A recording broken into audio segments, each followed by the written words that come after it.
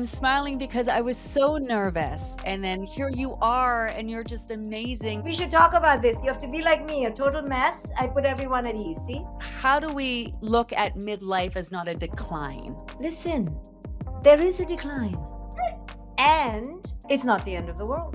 A lot of people think their body hates them, it's out to get them. Accepting the body for its function, not its form. We live in a culture that is so pedestalizing of the external form, and we women are screwed because of it. What's the most radical reframe about aging and identity that you wish women understood? The real power that you have that a 20-year-old doesn't have is that you don't have to give a damn anymore. Hmm.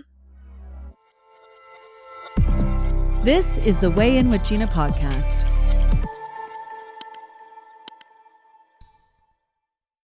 My guest today almost needs no introduction. Clinical psychologist, best-selling author, one of the world's leading voices on conscious living. Dr. Shefali is joining me today. Hi, welcome. Hi, such a pleasure. So excited to be here. It was interesting because I was just scrolling your Instagram account today, and I mean, you are one of the leading voices on parenting, and you talk so much about how we're raising children. And in my program, we are grown adults trying to make change, especially tied into what we eat and when, not just trying to lose weight, but really making a difference in the way we live our lives to live healthier. And we're just starting to realize how much our upbringing plays a role in that. How do we as grown adults recognize that the way we were raised is playing a role in trying to make change as adults? I know that's a loaded question, but let's start with that. Well, first, I think we just need to accept that as we do any law of nature, like gravity and the sun is hot. It's just a fact. Your Okay. childhood is creating the foundation. You don't need to ask why.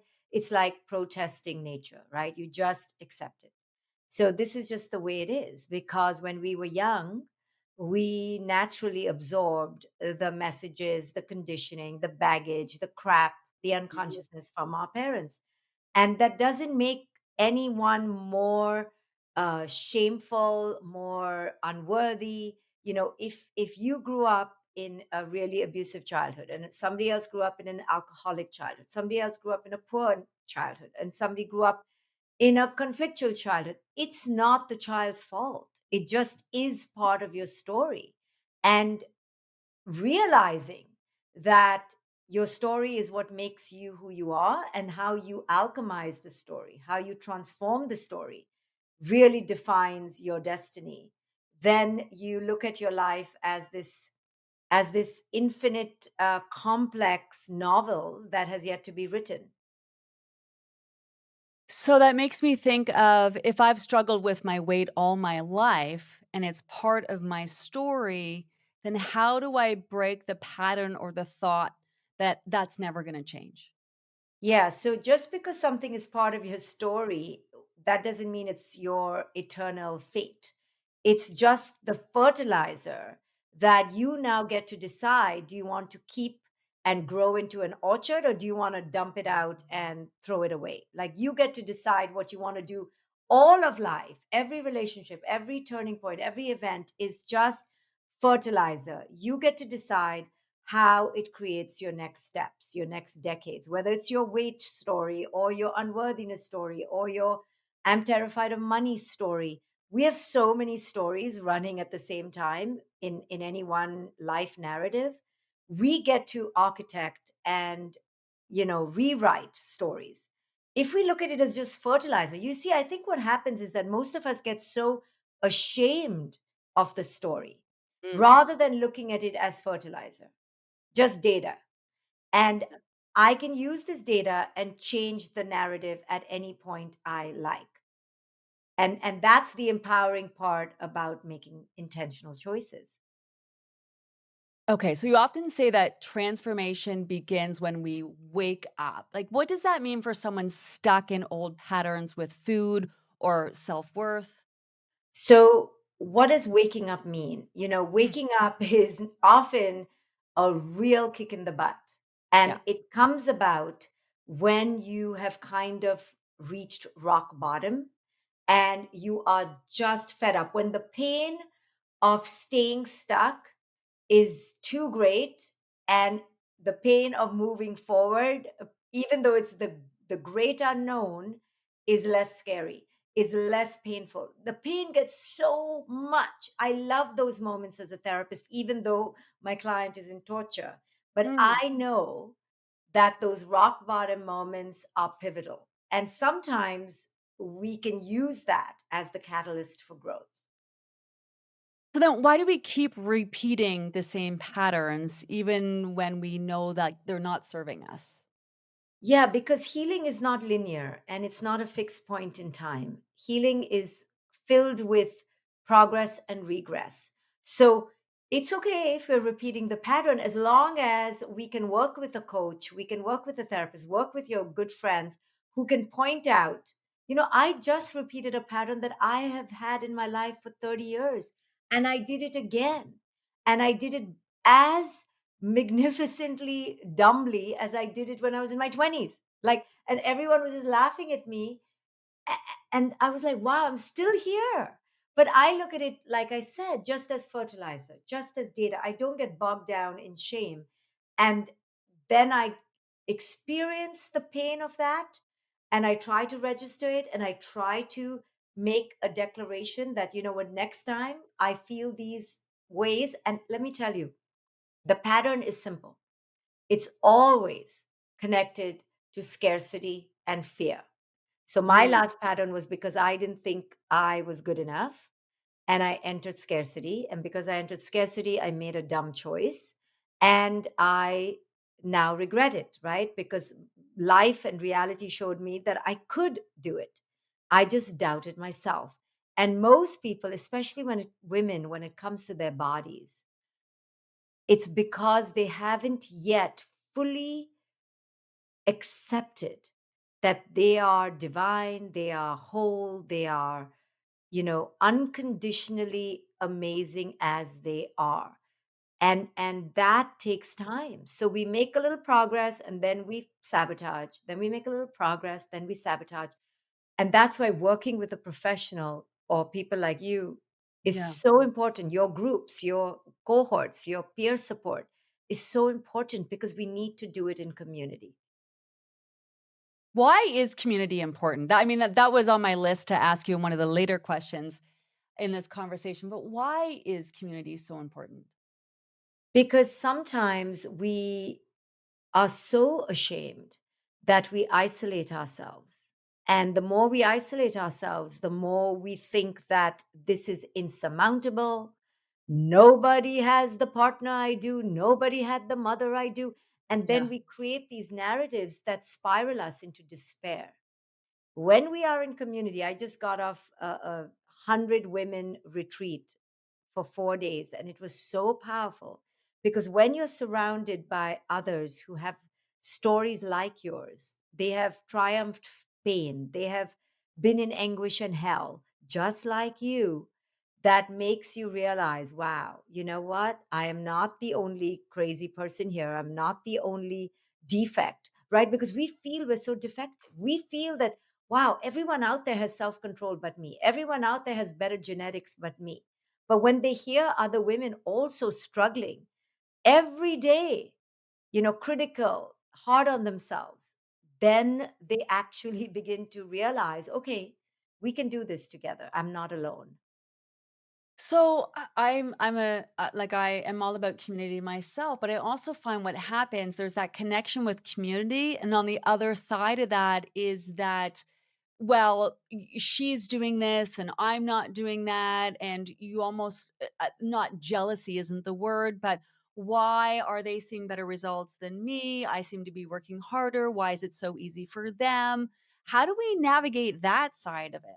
Yeah, I love that question. And you're absolutely right because we live in a culture that pits women against each other. And so we've Yeah. kind of become infected with, intra sex competition, which is really not good. And I talk about this a lot with my clients and my women's groups. What we need to understand is that at the basis of any abundant life is wholehearted self acceptance, right? Radical self acceptance. So when I pit myself against another woman who is looking amazing, she lost 20 pounds and I've only lost two, Yeah. I am actually again falling into the same trap that got me overweight in the first place, which is self loathing, which is resisting my body type. I'm somebody, for example, I just have to think about food and I'll put on weight. Like, right? I just have to smell it, look at it, eat one meal too many in a week, one, and I'm off. Yeah. So for years I too used to bemoan, why me? It's not fair. Other people eat more than me. I should be this way. And I realized I'm just having a childish tantrum, resisting the inevitable, that my body is this. And I got to quickly befriend my body, not your body, not her body. And I say this about children too. We all want our cousin's child, the Ivy Leaguer, the baseball star. And I always tell parents, no, you have to accept the child you got. And in the Yeah. same way, you have to accept the nose, the hair, the lips. Doesn't mean you don't have to tweak it, change it, modify it. Sure, do whatever you want, fashion it up. But first, accept that this is your body type and everybody's body type is different. I'm thinking about how we're so disconnected, and a lot of people think their body hates them. It's out to get them. It's just trying to make them fat. It's resisting them. Obviously, your body's on your side. It wants to be as healthy as possible. But how do we get there? And then how do you reconnect that? Yeah, I love that. So, those are really toxic belief systems. Those are not realities. Those are belief systems that we have inherited from our parents, from our Mm. culture. Culture has told us we absolutely need to look a particular way. And if the body is not under our control and skinny, the Yeah. body is, we are in this battlefield against our body. And this is just such a tragedy. But every single woman has been prey to this, at least women in my generation. You look much younger, but Gen X and maybe early millennials. But we need to understand that this is all from culture. Men don't have this. Men don't talk about their body being against them to the degree that we women do. So it's for women to realize, wow, I have inherited toxic belief systems and I am at a war with my body, and I am missing out on all the ways that my body is serving me, is loving me, and I am being a traitor. I'm betraying my body because I'm not truly honoring the partnership here, and accepting the body for its function, not its form, right? We live in a culture that is so pedestalizing of the external form, and we women are screwed because of it. In the animal kingdom, and when the Homo sapien was living in tribes, the males had to compete, right? The male antler, the deer, the lion, the peacock, it's always the male. But in modern patriarchy, the roles have switched, that the females compete for male attention. This is against nature. Males are supposed to compete, not females. But we have, swallowed the poison of female competition, and we are at a war against our bodies. And the cosmetic industry, the pharmaceutical industry, the help industry like us, self help, is booming at our expense of us hating our body. But it's not supposed to be like this. We were supposed to be the choosers. Females are the choosers, males are the competitors. We have switched it all, and who suffers? We women suffer, and we really suffer. Let's not sugarcoat it. We are suffering. We want to change every square inch on our face and our body. We are decimating our daughter's self-esteem. This is a poison. This is a toxic, belief system that we have swallowed, ingested, and manifested in our lives. I mean, I've suffered from it myself, so I can't really act as if I've transcended it, but I recognize it. And I'm not going to go at war with my body. I'm going to go at war with the toxic belief system. I'm gonna bring this back to parenting because I know so many of our members, their moms sign them up for Weight Watchers at 12 years old. It's just what they were told to do. And then not so long ago, the body positivity movement came along and it got really tied into weight. And it seems like we're either too overweight, underweight, we're either not doing enough with our faces or we're doing too much with our faces. How do we take that back? How do we like, are we just doomed and it's just going to get worse? Or is this a individual responsibility to know better? Like, how do we reset that for ourselves? Well, that's why you have to be part of enlightened communities, Mm, conscious leaders who can help you break free of these intoxications that we've all been addicted to. So, right. on one hand, be very mindful of who you quote unquote follow and who you listen to, and find your tribe.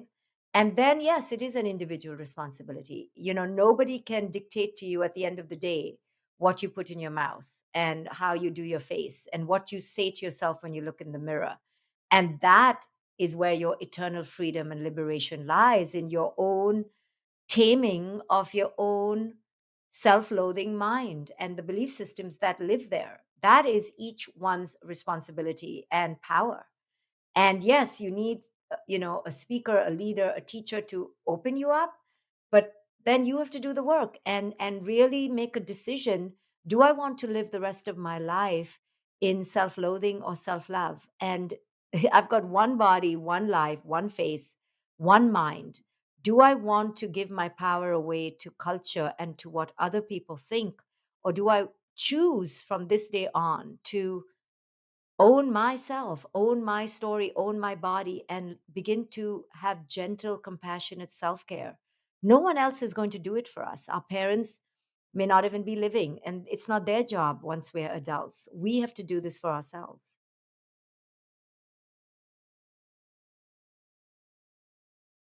It's not their job. That was a big one because I think a lot of people still hold on to blaming their parents Oh, rather yeah. than I wrote this book called A Radical Awakening. I think every woman in your I community have would it. love it. Yeah. Yeah, I have it. You and I actually met at, or I met you more likely, or I was in awe of you. You came to Toronto to the Auric Living Conference. I did a talk with Gabby Bernstein at the time, and that's where I picked up that book. Amazing. Yeah. Amazing. Yeah, that was a great group of women. So, in that book, I talk a lot about co creation and how, after the age of really 14, but I extend it to 28. And when I'm very gentle and kind, I say 35, 38. But come on, we got to own it. I mean, my daughter's 22, and I tell her, your mom's a lunatic. Now get on with your life, Finish, Yeah. end of story. I am who I am. What, you going to blame me for the rest of my life? I'm Woo! owning it. I'm telling you, it's me. And many parents won't own it. But we can't wait for people to release us. You know, After a certain age, which is really 15, 16, 17, start owning your own story. That's why I say own the story you have, not the story you wish you had. Accept that this was the consciousness of your parents, your partners, your exes, and stop harping on what it should have been. There is no should. There is no perfect parent. I've never met one. I've never met a perfect family. I've never met a perfect couple. And I've been doing this for 30 years. So what I mean by that is the aspiration is growth. And therefore, we must take that very seriously and we must grow. See, we have this illusion that we are owed health, well being, and Yeah. an easy life. Uh-huh. And Yeah. if our parents had us, they owed us consciousness and health. No, they that's not what the bargain was. The bargain was, I'll birth you and maybe keep you alive. And that's about it.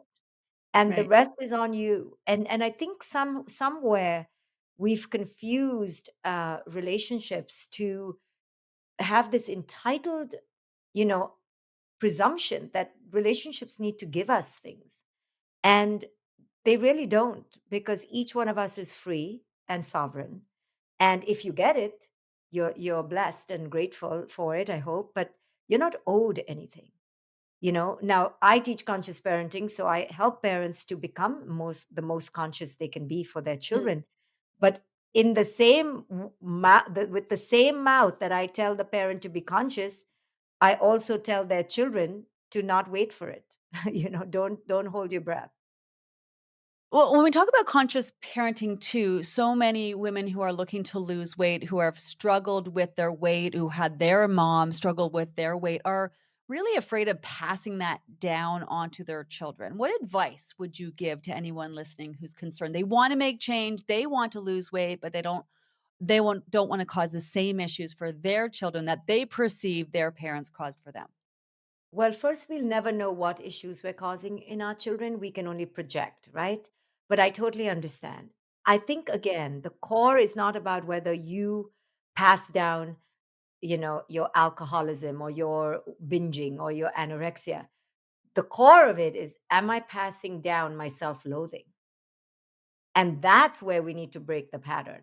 How it manifests can change. Somebody could be a bazillionaire looking so high functioning, but making all his money and success because of self-loathing. So let's not get caught up in the symptoms and the package. Let's try to understand what is the relationship we have with ourselves. And even the person who is in the throes of anorexia or bulimia, if that parent can tell the child, listen, I am in this struggle. This is my struggle. This is what I'm learning from it. This is what I inherited. You get to change the pattern. They could very well stop the pattern right there, because it's not about the symptoms being repeated. It is about the unconscious not being named. When we Mm. name it, when we own it, when we're accountable for it, when we say it without shame, and when we accept it with it is what it is, with that kind of attitude, and I'm working on it, that is what releases our children. You can stop being an alcoholic, but you can still be supremely judgmental and critical. You'll still pass down the self-loathing. Because we talk a lot about trying to make change, and people have done a lot of diets in their past, and because they've lost weight and gained it back and lost weight and gained it back, they really feel a lot of shame and they struggle with failure, and it gets to where they believe that even when they lose their weight and reach their goal, they don't feel worthy. So then they sabotage themselves. There's just so many feelings tied into this. And how do we move past that? Well, first to accept that it's a struggle, and it's a back and forth, and it is a back and forth. It is a back and forth because it's hormonal, it's age related, it's emotional, it's so complex. So it's not linear, and it is frustrating, and it is disheartening. But if we can look at our lives as this journey rather than the destination, right? And go through phases, right? Now I'm in the next 3 months of just eating, and I can't control myself. And now, when I'm done with that, I'll go back into a stricter regime, and then again I'm eating. It's not this straight line. It's going to be a back and forth. So if you can just accept that now I'm in this season. I remember being in so many amazing seasons where I'm on it, I'm exercising, I'm super fit, and then for years I get off it, and I remember the old self. But it's not about shaming. See, this is the thing about the shame that eats us. And if we can just accept it's cyclical, accept that it's seasonal, and we go through these births and deaths, and it's okay. you know if we can accept, now I'm a young mother and I'm exhausted, so F it, I'm just going to be 30 pounds heavier till I can get my act together, and not put so much pressure on ourselves to look a certain way. See, this is the thing, we're killing ourselves to look a certain way, and actually no one actually gives a damn, right? But we're killing ourselves. Yeah. So even if you look like the best person in the room, okay, so you look like the best person in the room.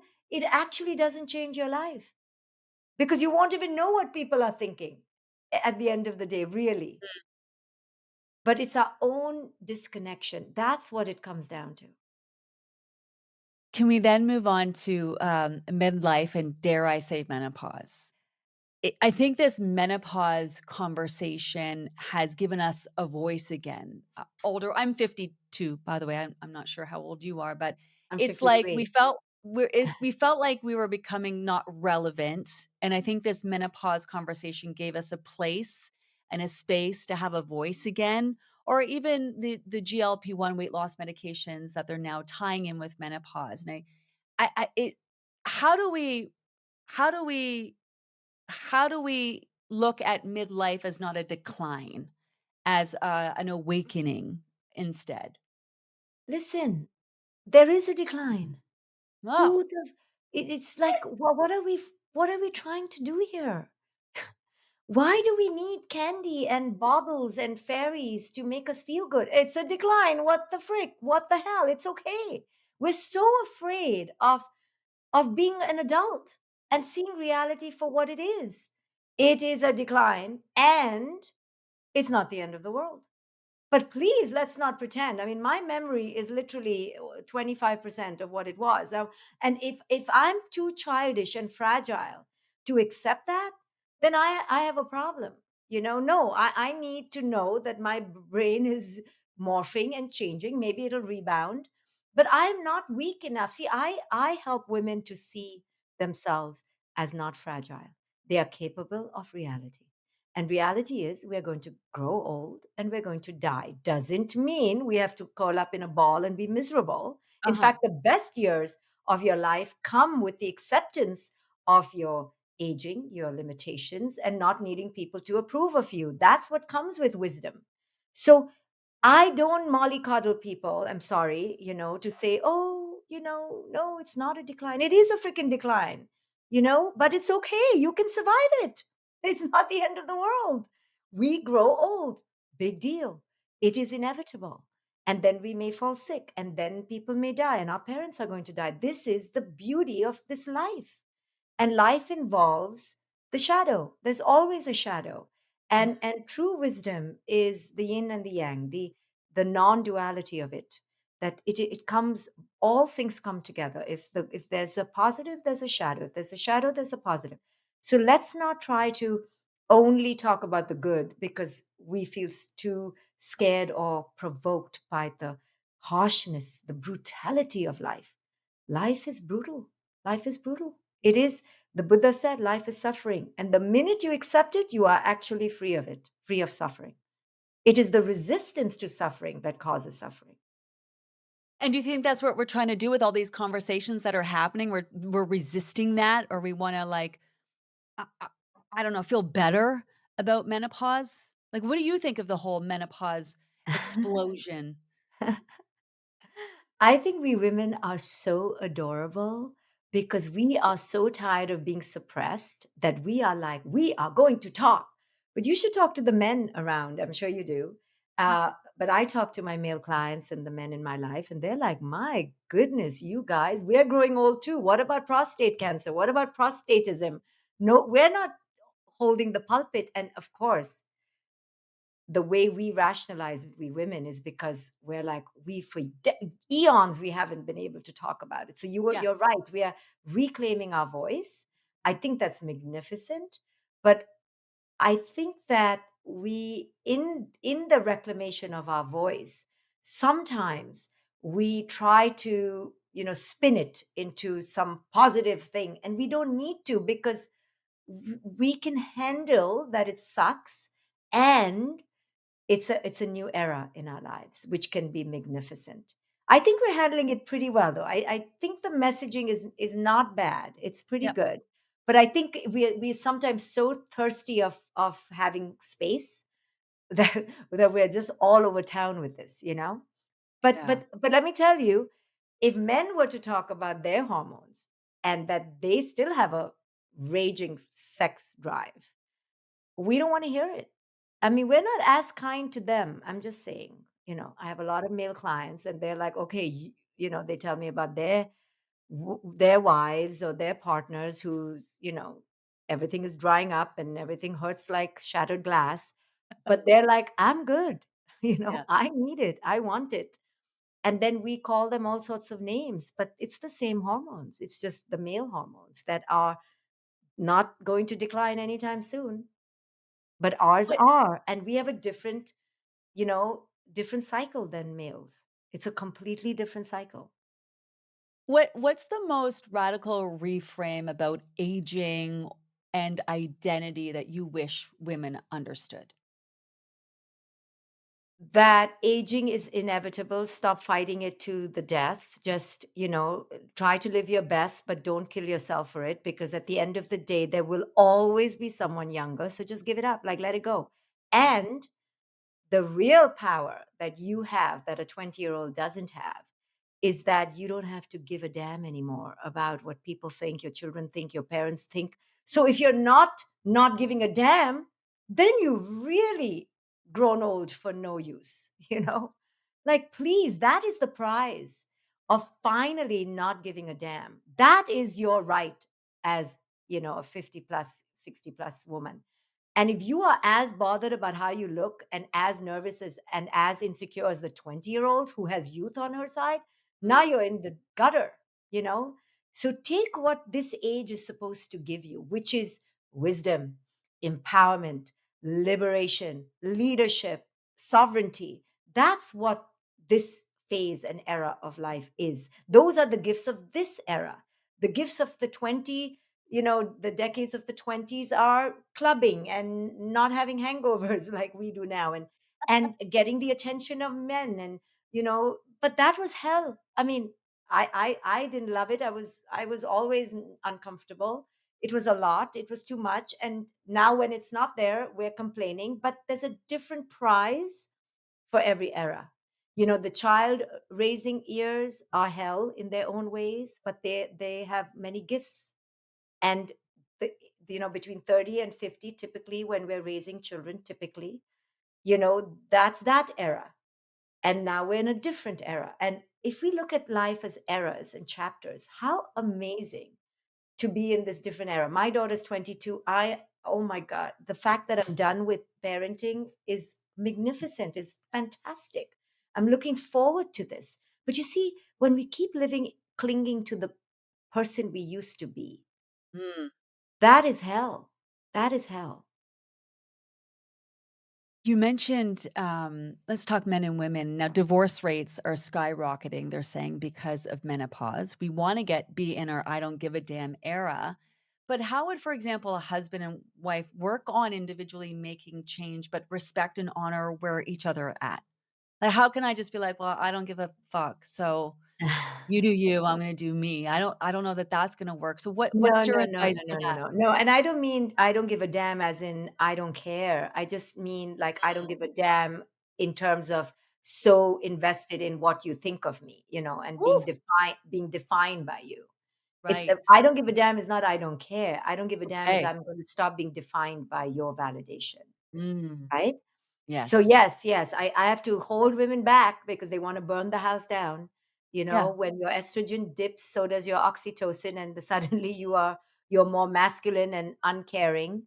But you have to understand that there is an ebb and flow, and it's a partnership, and you have to keep that conversation alive and take care of each other. And you may have divergent hormonal, journeys, but you can really honor and take care of each other. Let's pause. We're going to pause the podcast for a hot second here. Before we go any further in this podcast, I have to give you context to this next part.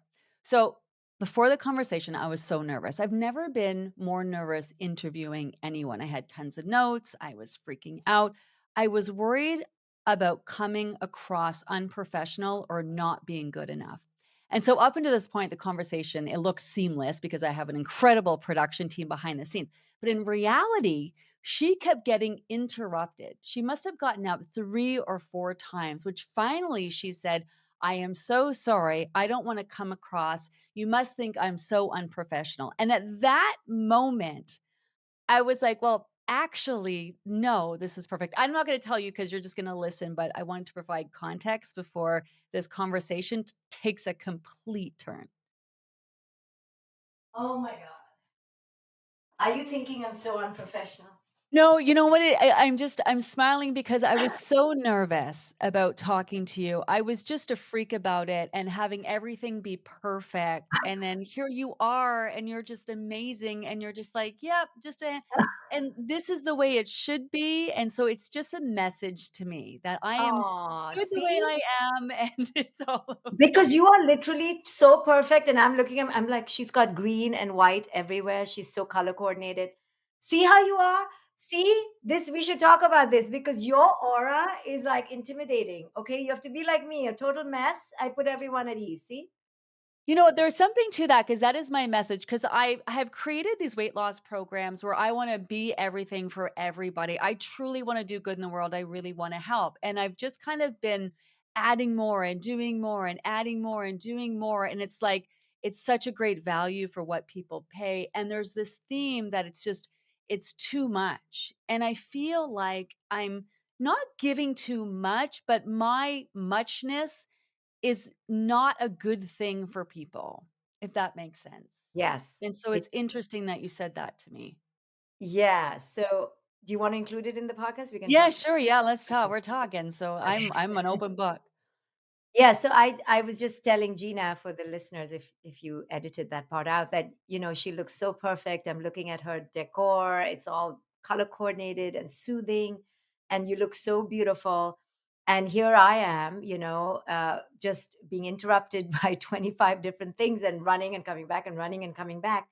So I think the message for all of us women is that we're all juggling so many things that the more human we can be and upfront and honest and also accepting of our limitations, the actual release we will give each other, the actual freedom and acceptance we will give each other. And in terms of too muchness, I suffer from the same disease, like I want to Mm. over deliver. Yeah, I think most of the time it's because we don't feel that what we just gave was enough. no, And we project onto the other that they are judging us, that we should be giving more. I think a part of what holds women like you and me back is that we're so passionate about what we do and we so come from the heart that sometimes we feel kind of contaminated or dirty almost to ask for money for it.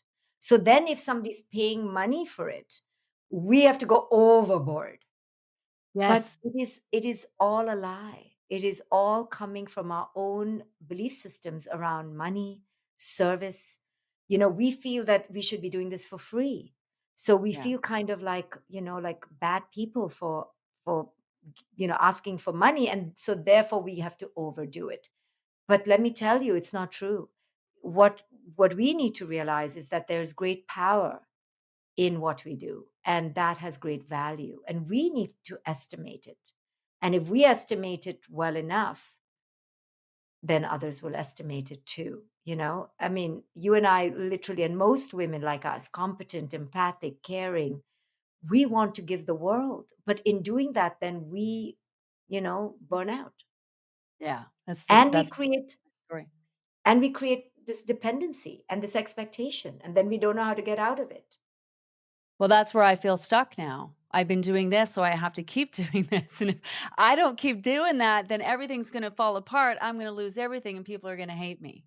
See, I cannot tell you, I work with several celebrities, and many of them say, I'm just giving examples. They do their own stunts, for example, or they're acrobats in movies or shows. They and they're A-list celebrities, they will tell me the same thing. Now I've set the bar. I cannot just act, or I cannot just sing, or I cannot just be. So it's the same narrative. It's not true. See, we think that people are coming to us because of the volume. They're coming to us because of the power of our presence and our message. And this is a tough one. I mean, I battle it too. And who we are is good enough. You will rarely find a man battle this issue as women do. And why is that? Why? Because they don't grow up with these messages that you have to give from your heart, and you have to be a caring person. They're not getting those messages. They're getting time is money, time is life, make the money and run. We're getting be a nice person, care for your neighbors. So now when we put money on that caring, we feel like, oh, that's not what we're supposed to do. Yeah. 'Cause we're supposed to do it for free. I've even had people say, "Well, if you love what you do so much, why don't you do it for free?" I'm like, "I have 4 children. I have, like, people to feed and paychecks to pay." But see, Oh my even the fact goodness. that we list all these things. I Yeah. have 4 children, I have aging relatives, I have a burnt down garage, we have to, like, a car that doesn't work, you know, my goodness, we have to, like, give a laundry list of justifications, but we're providing a service. Yeah. This is what we do. I do it too. It's a disease, and we have to become aware of it and gently bring ourselves back into our power. When you see the urge arising to over explain, to over apologize, Mm. just enter your power again and your value, your worth. You do a lot of meditation. I know you offer coaching sessions. You're the CEO of Conscious Coaching Institute, and I'm gonna ask you about that in a sec, but what do you do? Like, I love that you talked about how you struggle with these things too. Like, what are your secrets to getting by and addressing these things? Well, I do have a very ongoing, brutal program of self accountability and self awareness and being true to my inner voice and meditation. And I surround myself with people who are not afraid to tell me the truth about myself and where I may be going wrong. And those things keep me very grounded. I'm very committed to having the best life. And I know that the best life can only come when I'm at peace within myself. So I am determined to create peace, to carve peace, to buy peace. I will do anything for inner peace. I am a chaser of my own inner sanity. So if I see myself giving my power away because I'm going through a Vogue magazine and I'm going, oh holy shit, I don't look like this and I don't look like that, and I Uh-huh. see myself deflating in my worth, I'll throw away the magazine. If I'm around a group of women who are all about their image and superficial achievements and their wealth, I'll cut them from my life, because I want to live in a garden, a soul's garden, and I will chase that garden at all costs.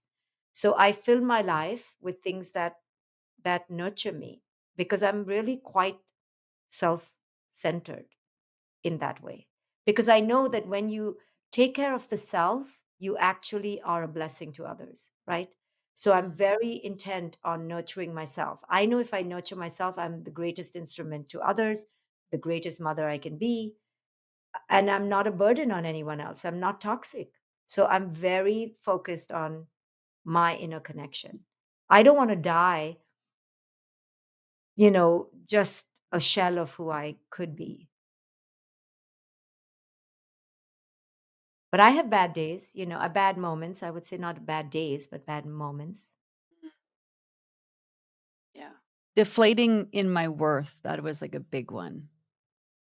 Like, I could feel that as soon as you said that. I was on Instagram scrolling, and we have this, film festival happening in Toronto, and it's the Toronto Film Festival, and I used to run in those circles and, go to all the film festivals and the restaurant openings, and I saw some old friends and gathering and laughing, and I was just deflating in my worth, and I'm just like, "That I don't even wanna be part of that. Right. I wanna Right. be something part of a bigger and just not that," and yet I could feel myself deflating in my worth. So when you feel it, right, you were aware of it, you felt Mm. it, then you need to discover the source of it, and then you need to love yourself enough to take yourself away from that toxic environment and that whatever you're surrounding yourself with. I was, you also said about cutting people out. So, of course, I'm following people and I'm seeing the circle of friends and I'm thinking, why am I watching this? And I could just not follow them and they probably wouldn't even notice or care, except I'm worried about what they would think. So crazy. Well, it's this world we live in of constant surveillance. That is the Oh, modern era. We are being surveilled and we are the surveillors. And we are not supposed to be looking into other people's lives like this. Yes. Maximum your grandmother and your auntie, who most likely are very boring. But that was healthy. Where grandma came over and saw our, graduation pictures on the fridge and wanted a copy and paid us for it. And that was the extent of our fame. This is not the way the Homo sapien is wired. We are anti wiring. We are working against our wiring. So, whenever you work against your wiring, you will suffer. So, this scrolling and looking at other people's lives, posting your life to strangers, this is the sickness of see me, see me, see me.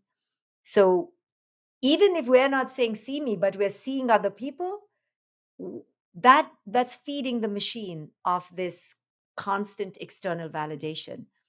So we have to then limit ourselves and limit who we follow, limit the time, give ourselves 15 minutes a day to binge watch into other people's lives, and then we got to let it go.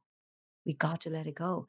Otherwise we will suffer, we will be diseased, because everybody posts their curated version, right?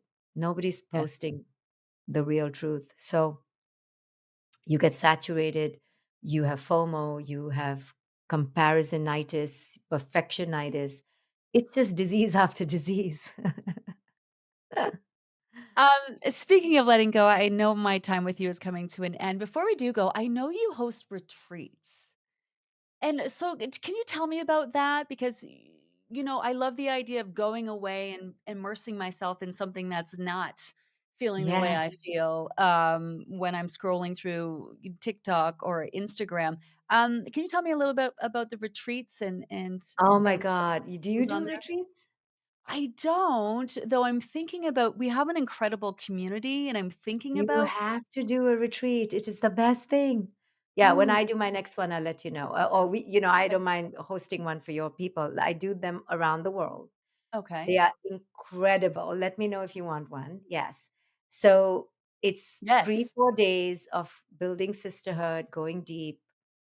There's nothing like it. I just got off one, and 100 women came, and oh my God, I mean, it's magic. I mean, I know it sounds so woo woo when I talk like this, but I'm the least woo woo person. I'm telling you, it was magic. It was deep. Something happens when there's a safe container, and the leader has to be no bullshit. Yeah. So if the leader is full of artificial barriers to truth, then we won't be able to go anywhere. But our group, 100 of us, we went to deep places in nature, by the ocean. It was medicine, it was meditative, it was beautiful, just very powerful. We have a wait list of 3,000 women who are interested in doing a retreat, and I just don't know what I would do with them or feel worthy of them I'll do it. coming. Okay, I'll do it. done deal, Let's done do deal. it. I'll do it tomorrow. You just have to say, "Come," and I'll do it.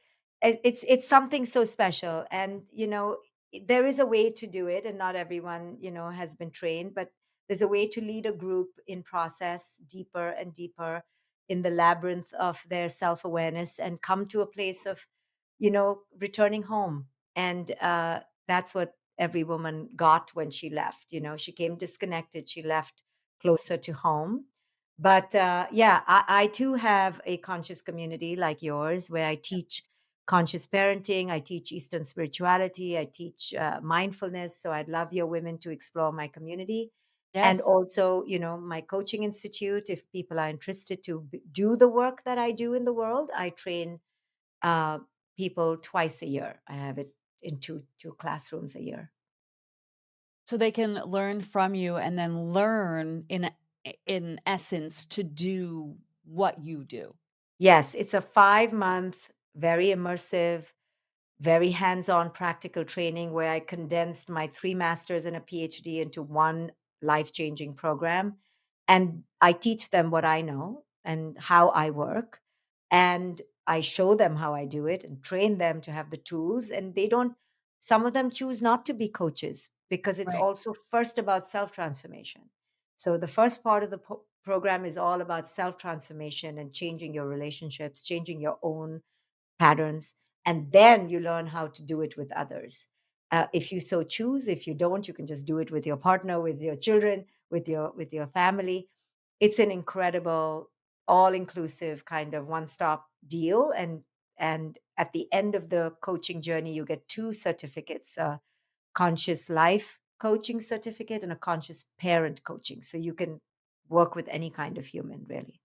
Oh, I love that. I know they can follow you at Dr. Shefali on Instagram, YouTube, Facebook, and TikTok as well. And if they're interested in the Conscious Coaching Institute, you have a link, I think, from your social It's media yeah, as it's well. coaching.drshafali.com, or just go to drshafali.com and I will give your listeners $500 off with the Oh, code Gina. okay. I love that. You are such a delight. You're so awesome. I'm so happy I did this, even though I know I was very distracted at times because of people ringing my doorbell, but it's just been a great pleasure, and I'm so amazed at the work you're doing and helping so Thank many you. women, and so I'm so glad we're going to be in touch and connected.